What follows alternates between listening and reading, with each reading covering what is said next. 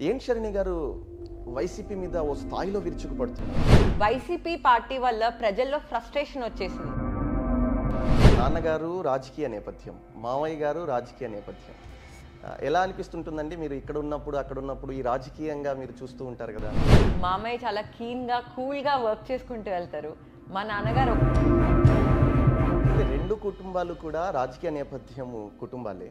ఫ్యూచర్లో మీరు కూడా ఏమన్నా రాజకీయాల్లోకి వచ్చి అంటే ప్రత్యక్ష రాజకీయాల్లోకి వచ్చే అవకాశాలు ఏమన్నా? 100% అండి.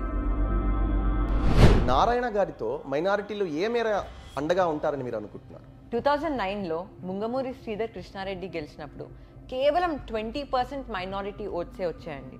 2019లో మా నాన్నగారు ఓడిపోయారండి, కానీ 40% మైనారిటీ ఓట్స్ వచ్చాయండి. అక్కడే గెలుపు వచ్చేసినట్టు. ఇంకా నారాయణ గారి మనసులో ఏమన్నా ఇవి చేయాలి అన్న ఆయనకు ప్రత్యేక ప్రణాళికతో కూడిన ఏమన్నా మేనిఫెస్టో వంటివి ఉంటాయా?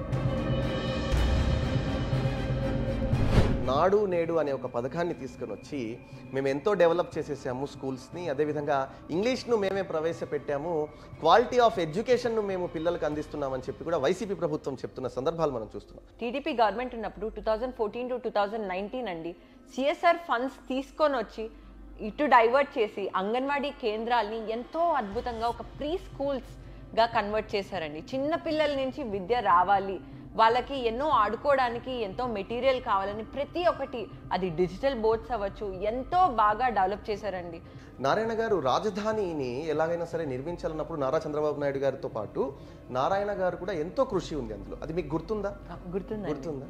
అయితే అటువంటి రాజధాని ఈనాడు నిర్వీర్యం అయిపోయిన పరిస్థితి, ఒకటి కాదు 3 ముక్కల ఆట ఆడిన పరిస్థితి వైసీపీ. నేను ఒకటి అడుగుతాను, ఇప్పుడు వైసీపీ పార్టీ వాళ్ళు ల్యాండ్ పులింగ్ చేయగలరా? ఫార్మర్స్ దగ్గరికి వెళ్ళి అడిగితే వాళ్ళు ఇస్తారా?